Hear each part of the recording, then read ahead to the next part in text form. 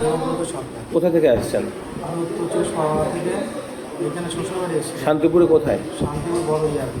Gobindapur bypass মোড়ে মোটরসাইকেলকে সজোরে ধাক্কা স্কুল ভ্যানের, গুরুতর আহত মোটর বাইক চালক। শান্তিপুর গোবিন্দপুর ফ্লাইওভারের নিচে ভয়াবহ এক পথ দুর্ঘটনা। স্থানীয় সূত্রে জানা যায়, হরিপুরের দিক থেকে শান্তিপুর রেলওয়ে স্টেশনে এক যুবককে ট্রেন ধরাতে আসছিলেন স্থানীয় এক যুবক। আরোহী হিসেবে ছিলেন বনগাঁ থেকে আগত হরিপুর অঞ্চলের শ্বশুরবাড়ি দেবব্রত সরকার।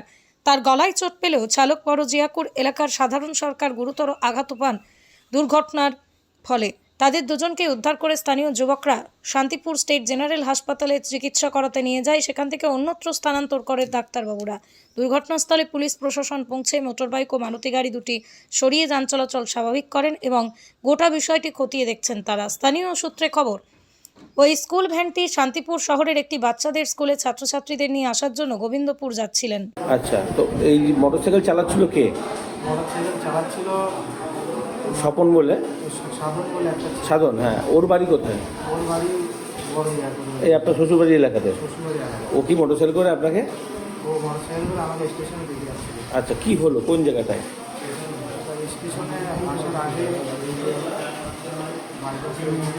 এখানে একটা মারুতি যাচ্ছিল।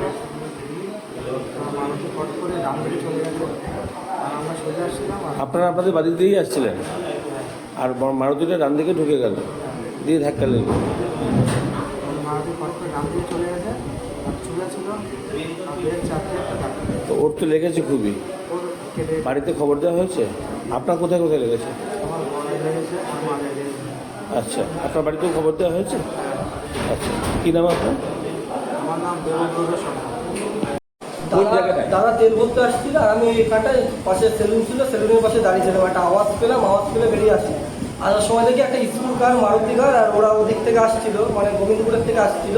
এসে ওখানটায় অ্যাক্সিডেন্ট হলো। ছেলেটা এমনভাবে পড়েছে, আমরা ভেবেছি প্রথমে ওইখানটায় জায়গায় ডেড হয়ে গেছে, কিন্তু তারপরে দাদা আমি দুজনে গিয়ে সঙ্গে সঙ্গে হসপিটাল। আপনার কোথায় বাড়ি? আমার বাড়ি বড় গোসাইপাড়া। আমি যাচ্ছিলাম মাকে নিয়ে স্টেশন বাজারে নামাতে এসেছি। নামিয়ে মা বাজার করবে আর আমি তখন তেল ভরতে যাচ্ছিলাম। তখন দেখি এরকম যখনই ব্রিজের নিচটায় গেছি তখনই দেখলাম দুম করে একটা আওয়াজ হয়েছে।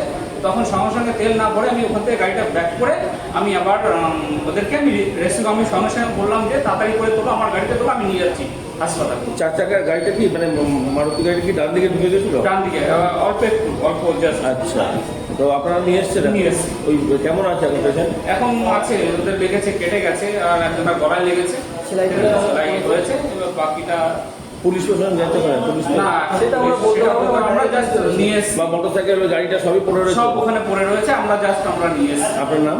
আমার নাম সুব্রত সরকার। বিশ্বজিৎ দাস।